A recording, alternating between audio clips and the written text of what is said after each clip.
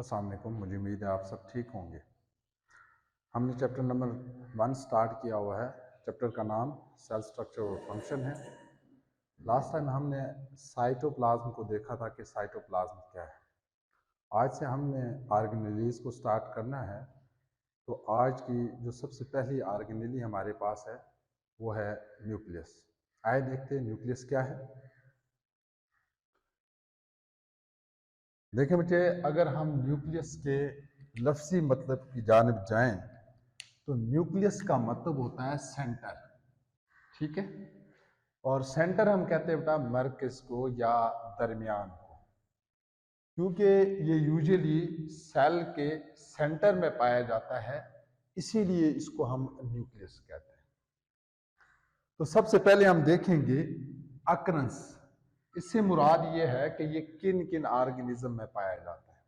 देखिए बेटा, हम न्यूक्लियस की एब्सेंस और प्रेजेंस की बुनियाद पे लिविंग ऑर्गेनिज्म को दो ग्रुप्स में डिवाइड करते हैं। एक को हम कहते हैं प्रोकैरियोट्स और एक को हम कहते हैं यूकैरियोट्स। प्रो का मतलब होता है बिफोर और कैरियन का मतलब है न्यूक्लियस, यानी न्यूक्लियस से पहले वाले ऑर्गेनिज्म, मतलब वो वाले ऑर्गेनिज्म जिनके सेल में न्यूक्लियस मौजूद नहीं होता उनको आप प्रोकैरियोट्स कहते हैं। और जिन ऑर्गेनिज्म के सेल में न्यूक्लियस मौजूद होता है उनको आप यूकैरियोट्स कहते हैं। तो ये जो न्यूक्लियस है ये सिर्फ और सिर्फ यूकैरियोटिक ऑर्गेनिजम्स के सेल में पाया जाता है। तो देखें आप, प्रोमिनेंट न्यूक्लियस इज प्रेजेंट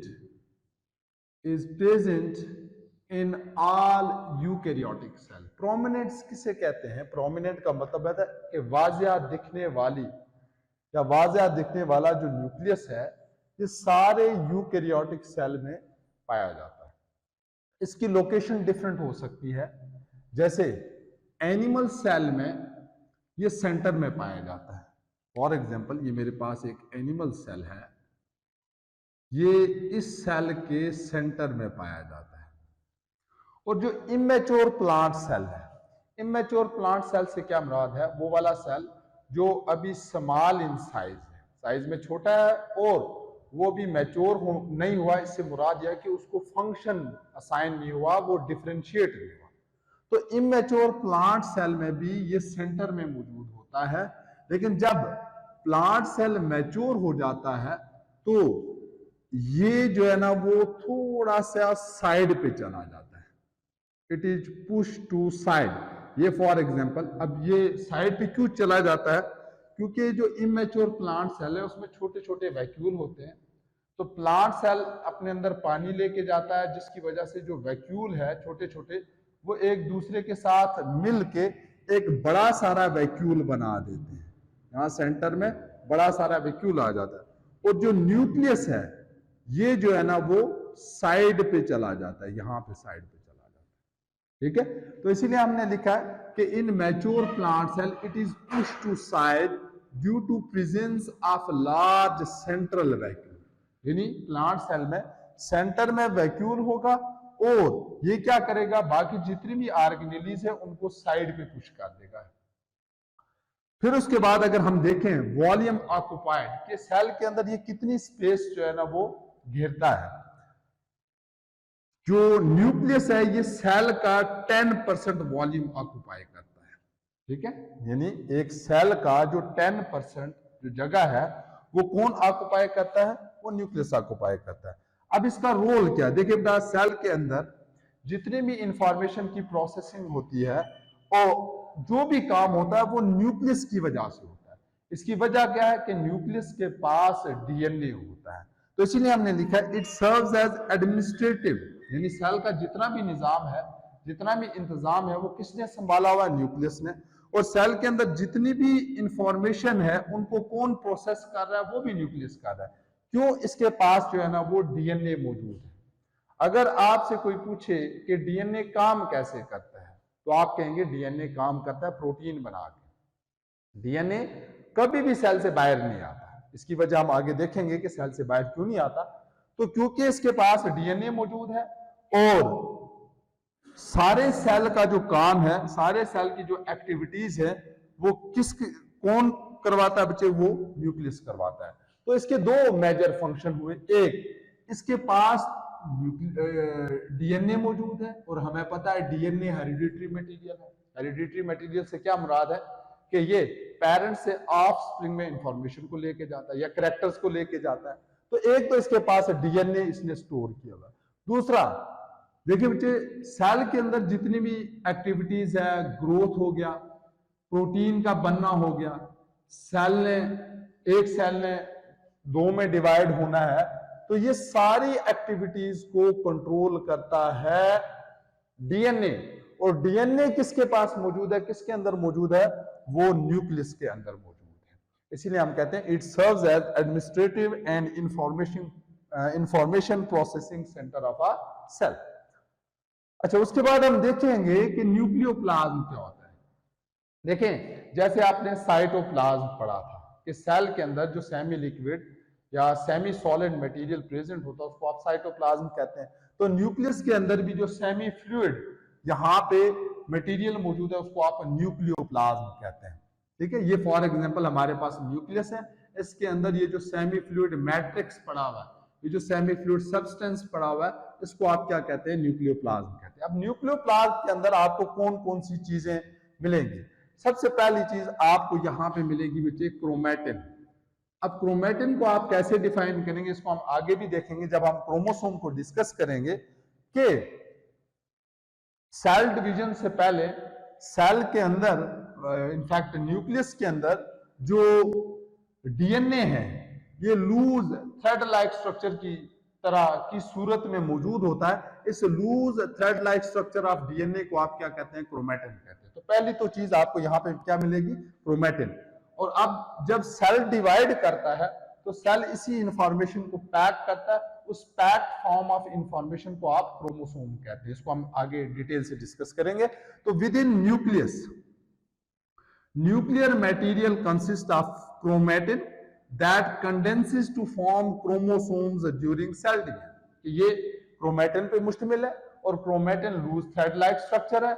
जब सेल ने डिवाइड होना होता है यही क्रोमैटिन कंडेंस पैक होके क्या बना देता है, क्रोमोसोम बना देता है जब सेल ने डिवाइड होना होता है। फिर न्यूक्लियस के अंदर आपको दो डार्कली स्टैंड बॉडीज मिलेंगी, इनको हम न्यूक्लियोलाई कहते हैं। इनको भी हम अलग से डिस्कस करेंगे। तो nucleus also consist of one और मोर न्यूक्लियोलाई, और इन न्यूक्लियोलाई का फंक्शन क्या है कि इन्होंने राइबोसोम को बनाना होता है। ठीक है, तो ये हमारे पास क्या आ गया बच्चे, ये न्यूक्लियोप्लाज्म के कंपोनेंट्स आ गए। अच्छा, अब हम आ जाते हैं बच्चे, बाहर से स्टार्ट करते हैं फिर हम अंदर की तरफ जाएंगे कि न्यूक्लियर इनवेलप क्या है।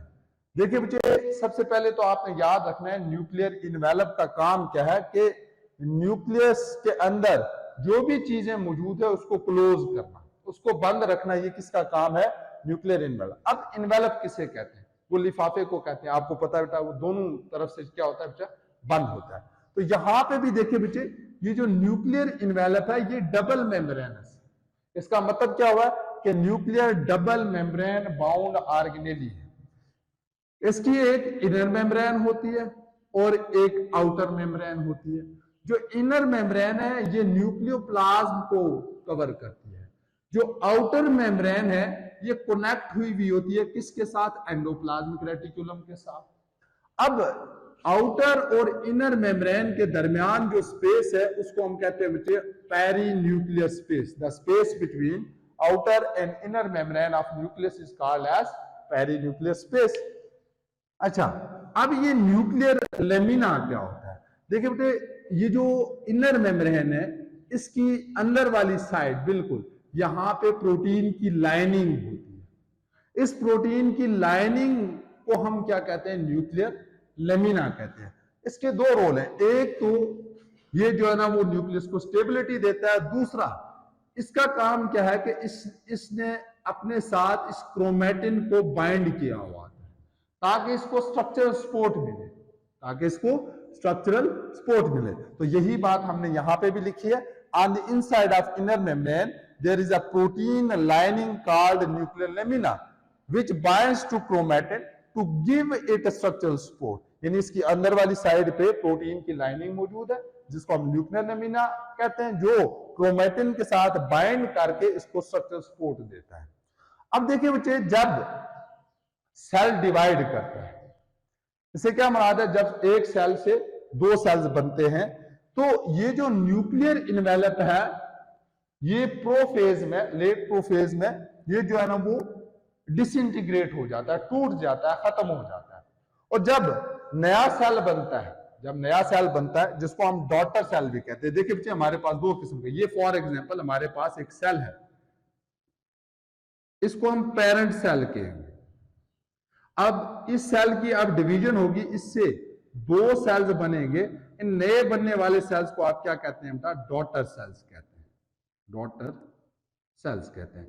तो जब सेल डिवाइड करता है तो न्यूक्लियर इन्वेलप गायब हो जाता है, डिसइंटीग्रेट हो जाता है। लेकिन ये होता है किसमें, प्रोफेज में। टीलोफेज में दोबारा से ये जो न्यूक्लियर इन्वेलप है दोबारा से बनता है, किसके इर्द गिर्द, इस ये स्ट्रक्चर जो है ना वो दोबारा से बन जाता है न्यूक्लियोप्लाज्म के इर्द गिर्द। ठीक है, तो ये हमने लिखा है during cell division nuclear envelope disintegrates in it reforms in daughter cell, यानी जो नया बनने वाला सेल है उसके अंदर जो न्यूक्लियस बनेगा उसके अंदर ये दोबारा से बन जाएगा। ठीक है, तो इंशाल्लाह नेक्स्ट लेक्चर में हम ये देखेंगे कि न्यूक्लियर पोर क्या है, न्यूक्लियोलस क्या है, फिर उसके बाद हम क्रोमोसोम, क्रोमेटिन, इस सब चीजों को डिस्कस करेंगे। अपना ख्याल रखिएगा, अल्लाह हाफिज।